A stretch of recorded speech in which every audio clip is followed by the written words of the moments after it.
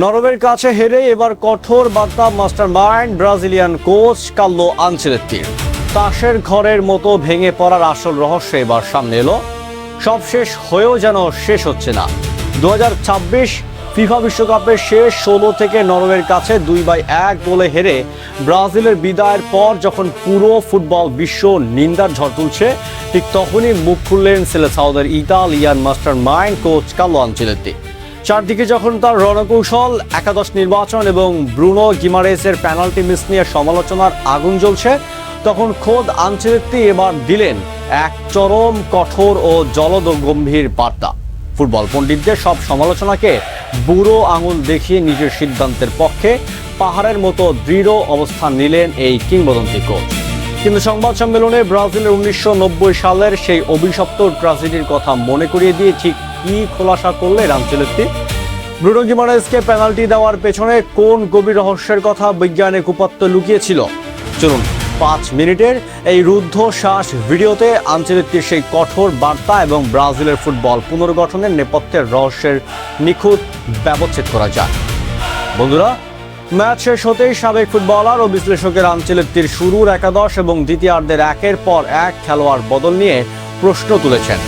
কিন্তু আনচেলত্তি সরাসরি নিজের সিদ্ধান্তের পক্ষে যুক্তি দিয়ে বলেন, খেলার ধরনে নতুনত্ব আনা এবং আক্রমণে আরও বৈচিত্র্য যোগ করা তিনি এবং কৌশলগত পরিবর্তন করেছিলেন। তার দাবি, ম্যাচের শুরুতে যখন গোল শূন্য ছিল তখন ব্রাজিল একাধিক পরিষ্কার সুযোগ তৈরি করেছিল, যা ফিনিশারদের ব্যর্থতার কাজে লাগানো যায়নি।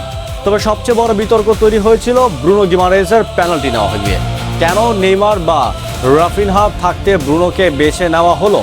এর পেছনে থাকা এক মস্ত বড় রহস্য ফাঁস করলেন আনচেলত্তি। তিনি জানান, এটি কোনো তাৎক্ষণিক সিদ্ধান্ত ছিল না, বরং দীর্ঘ 1 বছর ধরে ব্রাজিলের কারিগরি দল ও অ্যানালিস্টরা খেলোয়াড়দের অনুশীলনের পারফরমেন্স এবং নিখুঁত ডেটা অ্যানালিসিস করে একটি তালিকা তৈরি করেছিলেন। সে তালিকায় ক্রমানুসারে প্রথমে ছিলেন নেইমার, দ্বিতীয় স্থানে ইগোর থিয়াগো, তৃতীয় স্থানে রাফিনহা এবং চতুর্থ স্থানে ছিলেন ব্রুনো গিমারেস। এই মুহূর্তে মাঠে প্রথম 3 জনের কেউ উপস্থিত না থাকায় তালিকায় থাকা পরবর্তী সেরা বিকল্প হিসাবে ব্রুনোকে পেনাল্টি দেওয়া হয়েছিল।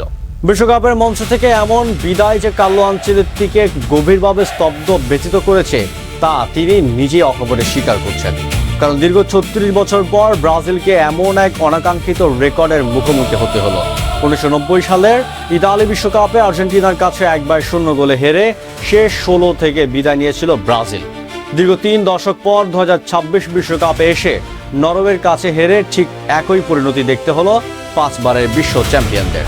কিন্তু এই চরম ব্যর্থতার মুখে দাঁড়িয়েও কার্লো আনচেলত্তি কোনো কাপুরুষোচিত অজুহাত দেখাননি, বরং সমালোচকদের উদ্দেশ্যে এক কঠোর বার্তা দিয়ে তিনি বলেন, ফুটবলে বড় পরাজয় মানেই সবকিছুর সমাপ্তি নয়, বরং এমন মুহূর্ত থেকেই নতুন এক শক্তিশালী যাত্রা শুরু হয়।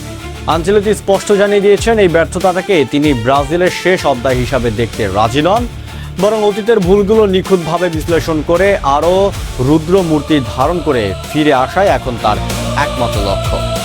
ভবিষ্যৎ পরিকল্পনা নিয়ে ব্রাজিল কোচ বলেন, দীর্ঘদিন এই ব্যর্থতায় শোক নিয়ে বসে থাকার কোনো সুযোগ নেই। আগামী দিন থেকে ব্রাজিলের ভবিষ্যৎ নিয়ে নতুন করে কাজ শুরু হবে। আনচেলত্তি দৃঢ়ভাবে বিশ্বাস করেন, বর্তমান সেলেসাও স্কোয়াডে ভবিষ্যৎ গড়ার মতো অত্যন্ত শক্ত ভিত্ত রয়েছে। একদিকে যেমন এন্ড্রিকের মতো প্রতিভাবান তরুণ ফুটবলার আছেন, অন্যদিকে অভিজ্ঞ কিছু তারকাও আছেন, যারা আগামী দিনেও দলের মূল মেরুদণ্ড হয়ে থাকবেন। এর পাশাপাশি ব্রাজিলের ঘরোয়া ও আন্তর্জাতিক অঙ্গন থেকে নতুন কিছু ক্ষুরধার ফুটবলারদের জাতীয় দলে যোগ করে দলের ভেতরে প্রতিযোগিতা আরও বহু গুণ বাড়িয়ে দেওয়া হবে। বন্ধুরা, কোচ কার্লো আনচেলত্তির এই কঠোর বার্তা এবং পেনাল্টি নেওয়ার পেছনে বৈজ্ঞানিক যুক্তি কি আপনাকে সন্তুষ্ট করতে পেরেছে? আপনার কি মনে হয়, আনচেলত্তির হাত ধরেই কি ব্রাজিল আবার তাদের হারিয়ে যাওয়া গৌরব ফিরে পাবে, নাকি ব্রাজিলের নতুন কোনো কোচের প্রয়োজন? আপনার মূল্যবান মতামত এখনই আমাদের কমেন্ট বক্সে লিখে জানান। ব্রাজিল ফুটবলের আগামী দিনের পুনর্গঠন এবং 2026 ফিফা বিশ্বকাপে সব এক্সক্লুসিভ খবরের জন্য আমাদের চ্যানেলটি সাবস্ক্রাইব করে সাথেই থাকুন। দেখা হচ্ছে পরের ভিডিওতে। বেল আইকনটি প্রেস করে রাখুন। ধন্যবাদ।